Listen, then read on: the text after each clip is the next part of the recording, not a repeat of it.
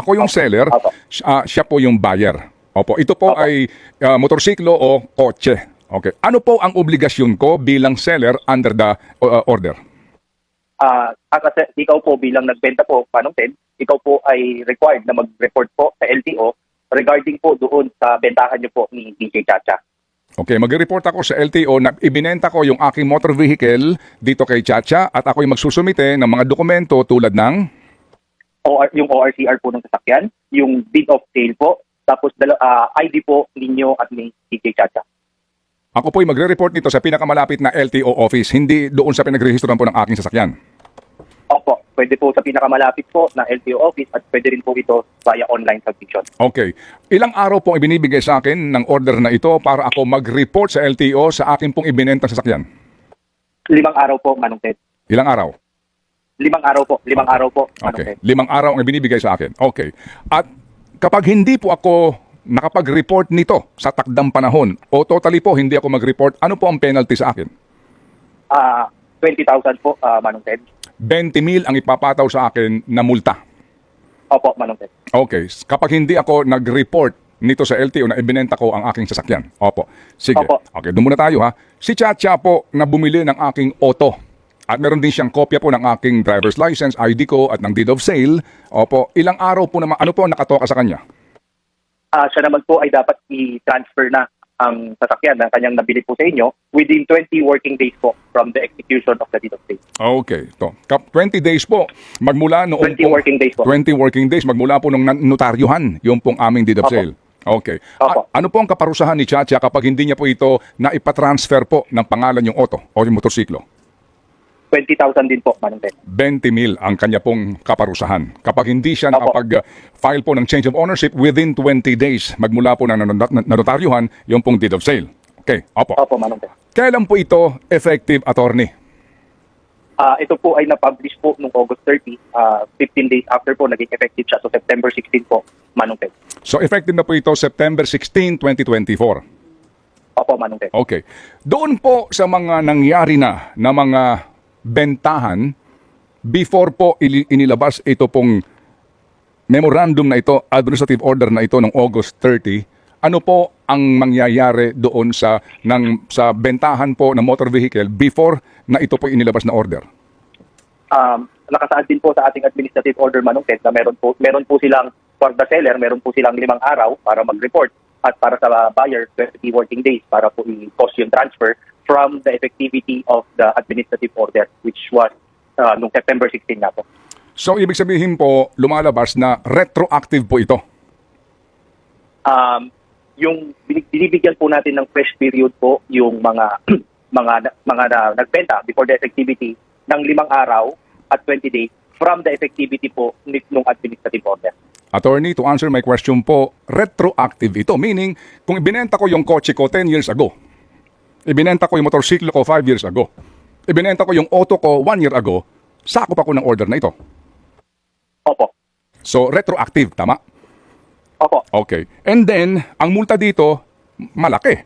20,000 doon sa seller, 20,000 doon po sa buyer.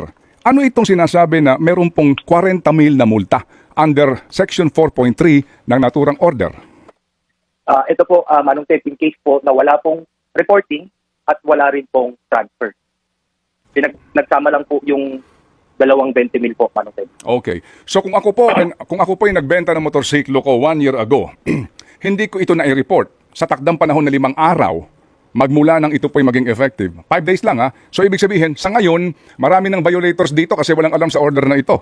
Sa ngayon po, ang dami nang mumultahan ng 20,000 dito. So nangangahulugan po na kung ako ay hindi nakapag-report ng aking sale, ng aking motorsiklo o sasakyan, at hindi rin ito na iparehistro ng change of ownership, ang magbabayad po yung seller ng 40,000 na multa?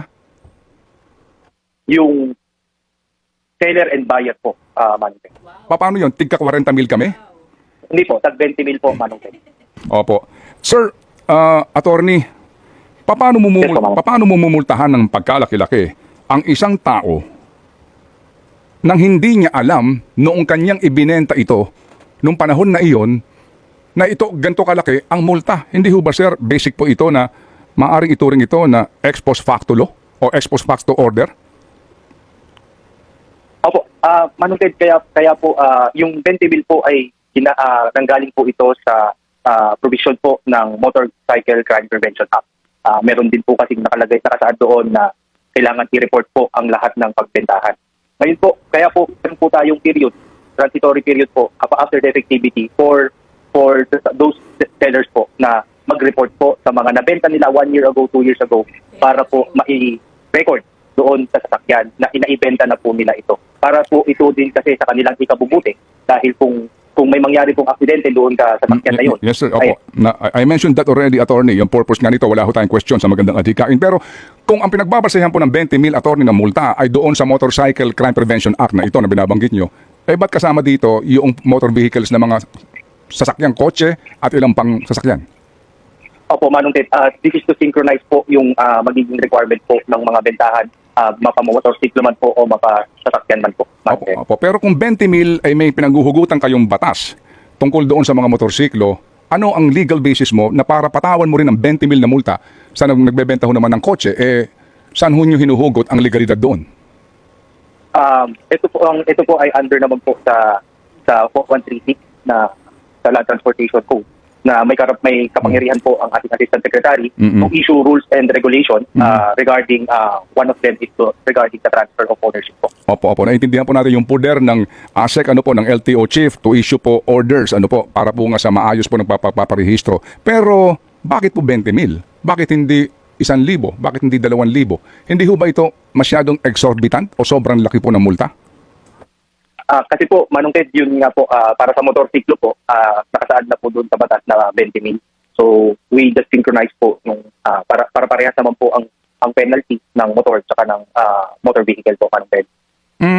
Okay. So, kung sakasakali po, meron kayo binabanggit na kaninyo ay grace period. Saan po sa provision ng order na ito nakalagay yon? Nasa Section 5 po, Manong Ted, yung transitory period po. Opo. Saan po particular dito? Kasi ang sinasabi lang po dito ay yung pong 5-day for reporting and 20 working days para po sa transfer of ownership. So, kaya nga po kung binenta ko yung sasakyan ko po 1 year ago, kung magkukumahog ako ngayon ditong iparehistro ito, lampas na po itong 20 days na ito kasi October 21 na po ngayon . Opo, Manong Ted. Andun po sa may dulo po ng 5.1, yung 5-day at 20-day working period shall comment from the effectivity of the administrative order. Correct sir. You just mentioned that. August 30 po ito na ilathala sa UP Law Center. So bigyan mo ito ng 20 days. Alright? Ngayon po kasi October 21 na.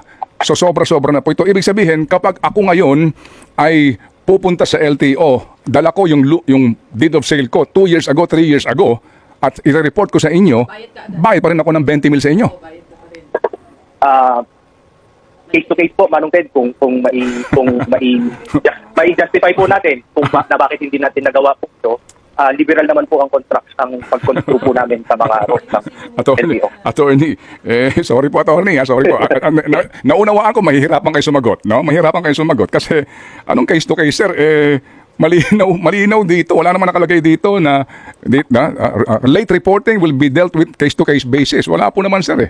Di ba? Kaya po ang tanong namin, sir, dito, nagkaroon ba ho ng konsultasyon dito bago ho kayo mag-issue ng ganito pong medyo, again walang question sa adhikain. Walang question po sa inyo pong gustong mangyari, reforma, walang question. But the end does not justify the means perhaps. Kung ganito po na ang lalaki ng multa and then retroactive pa. Walang sinasabi dito na ito po effective lamang lahat ng sale prospective. Dito ho 10 years ago sakop ka pa nito . Even 20 years ago sakop ka pa nito, sir . Nagkaroon ba ho ng consultation, sir, dito? Opo, Manong Ted, ito po katulad nga po nung inyong nabanggit yung ating intention po dito. Marami po kasi nahuli, maraming mga magka-problema po sa amin na wala po sa pangalan po nila yung kanilang mga daladalang sasakyan o motorsiklo po. Opo. And ito nga po yung problema na matagal na pong nararanasan natin na marami pong hindi nagko-cause ng transfer. Yes sir. Oo nga po. Hindi sir. Oo nga po, sir. Wala na ho tayong question doon. Sarado na ho tayo doon, sir. Totoo po ang magandang adhikain nito. Ang punto lang po namin, bakit po ito retroactive at bakit po ang laki ng multa? Kasi po kung ako, ngayon ko lang nabasa ito, ako ngayon ko lang nalaman ito . Kung hindi pa ho nabalita. At marami ho nga nakikinig ngayon sa atin, hindi rin po alam ito.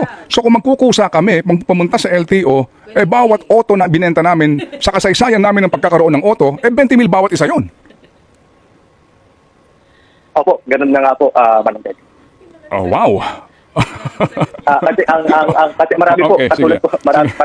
Sige po, ito po, attorney ha. Ganun nga daw mangyayari. Ito, attorney ha. Ano itong magiging penalty? Kasi, ang sabi dito, no? Alright, kapag daw ho hindi mo ito nasunod, no? Yung reportorial, yung pag-report mo na ibinenta mo yung auto mo. Kapag hindi mo rin ito nairehistro, ang sinasabi dito, no? The LTO shall cause the appropriate alarm tag on the said motor vehicle or motorcycle and the driver's license of the seller or his authorized representative. Ano ibig sabihin po Opo. noon? Anong ibig sabihin noon? Anong mangyayari po?